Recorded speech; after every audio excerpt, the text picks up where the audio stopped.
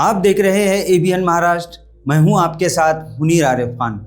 Municipal corporation इंतजामिया की जानिब से औरंगाबाद शहर के मुख्तलिफ इलाकों में इन्हदामी कार्रवाई को अंजाम दिया गया। गुज़िश्ता 2 महीने तक लगातार शहर के मुख्तलिफ इलाकों में नाजायज़ कब्जाजात से इन इलाकों को पाक किया गया। लेकिन ख़ास बात यह है कि अतिक्रमण के नाम पर और नाजायज़ कब्जाजात हटाओ मुहिम के नाम पर ऐसे इल्ज़ामात म्यूनिसिपल इंतजामिया पर गुज़िश्ता 2 महीनों से लग रहे हैं कि इंतजामिया ने इनके घरों को तोड़ दिया। हालांकि इनके पास कानूनी दस्तावेजात मौजूद थे, बिल्डिंग परमिशन भी मौजूद था, उसके बावजूद इंतजामिया के बुलडोज़र ने इनकी एक भी नहीं सुनी और इनके घरों को बुलडोज़र के जरिए तहस नहस कर दिया गया। नाज़रीन, ऐसे सैकड़ों शहरियान हैं जिनकी ये शिकायत है और इसी सारे मामलात को लेकर वो कई सियासी समाजी नेताओं से मिल चुके थे, लेकिन इन्हें कहीं भी किसी भी तरह से कोई मदद नहीं मिली। जिसके बाद इन लोगों ने राष्ट्रवादी कांग्रेस पार्टी के एक बड़े नेता विनोद पाटिल से मुलाकात की। विनोद पाटिल ने शहर के मुख्तलिफ इलाकों के शहरियान से बार बार लगातार मुलाकातें की, सारी तफसीलात उन्होंने हासिल की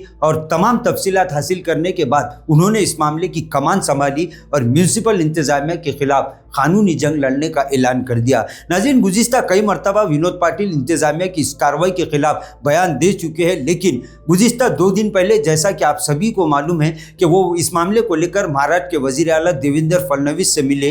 इस मामले की सारी तफसीलात वज़ीर आला के सामने रखी और इस मुलाकात के बाद एक प्रेस कॉन्फ्रेंस के जरिए विनोद पाटिल ने इस बात का ऐलान किया कि जिन लोगों के मकानात म्यूनिसिपल इंतजामिया ने अतिक्रमण के नाम पर बुलडोज़र के जरिए तहस नहस किए हैं, ऐसे सारे लोगों को लेकर वो आने वाले 5 दिन के बाद म्यूनिसिपल एडमिनिस्ट्रेटर जी श्रीकांत के घर पहुंचकर वहीं पर मुकाम करेंगे, वहीं पर क़याम करेंगे। नाज़रीन, अब देखना यह है कि जिस तरह विनोद पाटिल ने इस बात का ऐलान किया है और इस बात की चेतावनी म्यूनिसिपल इंतजामिया और एडमिनिस्ट्रेटर जी श्रीकांत को दी है कि 5 दिन के अंदर अंदर वो ऐसे तमाम ही शहरियान जिनके घरों को म्यूनिसिपल इंतजामिया ने तमाम कानूनी दस्तावेजात होने के बावजूद भी तोड़ा है, मुनहदिम किया है, उन तमाम को नकद मुआवजा दे, वरना आने वाले 5 दिन के बाद वो इन तमाम को लेकर एडमिनिस्ट्रेटर जी श्रीकांत के घर पर पहुंचेंगे।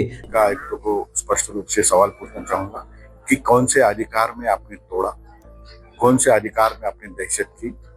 यदि 5 दिन के अंदर महापालिका आयुक्त लिस्ट नहीं जारी करेंगे, सूची नहीं जारी करेंगे कि किसका घर कितना कितना तोड़ा, उनको कितना मुआवजा मिलेगा, 5 दिन के अंदर हम ये मुहिम नहीं होने देंगे।